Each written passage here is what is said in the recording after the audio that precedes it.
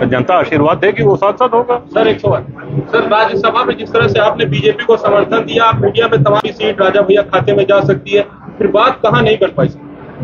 देखिए, पहले तो हम ये बता दें कि जो मतदान हमने किया था उसकी कोई शर्त नहीं थी, कोई मांग नहीं थी और कोई नखरे भी नहीं थे। होता है, कई बार बात बनती है, कई बार नहीं बनती है, उसमें मन छोटा करने की आवश्यकता नहीं। आपने पार्टी बनाई, आपने तुरंत चुनाव लोकसभा का लड़ा था और काफी अच्छे अंतर भी किए थे, लेकिन इस बार ऐसा क्या हो गया कि आपने चुनाव नहीं निकाला? उसका कारण हमने बताया आपको।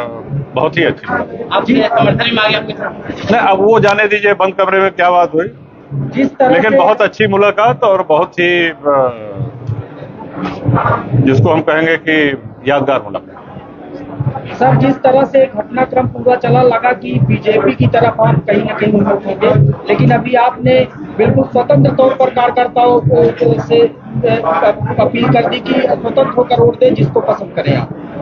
नहीं, हमारा देखिए झुकाव, सीधी सी बात आप समझिए हमारी। पहले या तो पार्टी का किसी से अलायंस होता, गठबंधन होता, जो कि नहीं हुआ, या पार्टी अपना स्वयं का प्रत्याशी लड़ाती, जो कि नहीं लड़ाया।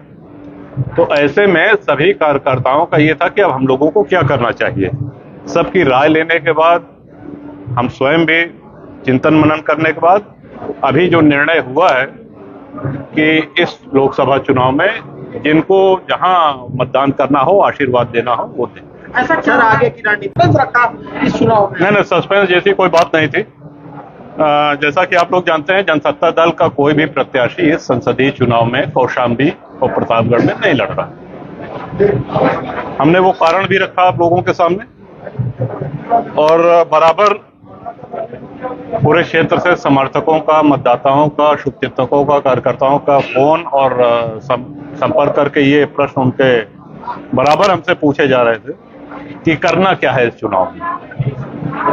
तो सबसे राय लेने के बाद अब ये निर्णय लिया गया कि इस चुनाव में जनसत्ता दल की तरफ से कोई किसी के समर्थन का निर्णय नहीं लिया गया है और सभी सम्मानित जो कार्यकर्ता समर्थक है, जिनका जहां मन हो, जिसको मतदान करना, जिसको आशीर्वाद देना, वो स्वतंत्र है, वहां कर सकते हैं।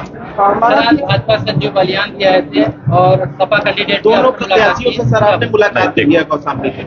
जहां तक संजीव जी की बात है, वो हमारे व्यक्तिगत मित्र हैं, उनसे हमारा राजनीतिक संबंध नहीं है और प्रत्याशी दोनों आए थे और जो बात हम आपसे कह रहे हैं उनसे भी हमने यही कहा कि ये कार्यकर्ता सम्मेलन के बाद ही स्थिति स्पष्ट हो पाएगी कि हम लोग क्या करेंगे। सर, के चुनाव हुए जिसमें 2 विधानसभा हम लोग जीते, लेकिन 3 में हमको सफलता नहीं मिली।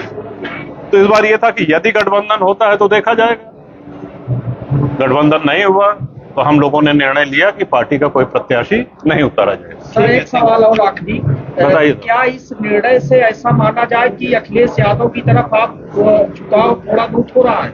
आप पूरी सभा में रहे, आप हमारे वक्तव्य को बहुत ध्यान से आप सभी पत्रकार भाइयों ने सुना। क्या आपको हमारे किसी वाक्य से किसी भी तरफ, हम किसी एक व्यक्ति, एक पार्टी की बात नहीं कर रहे हैं। देखिए, जो बंद कमरे में बोलते हैं वही मंच से बोलते हैं। आप हमसे बंद कमरे में भी पूछेंगे तो हम वही चीज कहेंगे जो हमने मंच से कही। जिनकी जहां इच्छा हो वो वहां मतदान।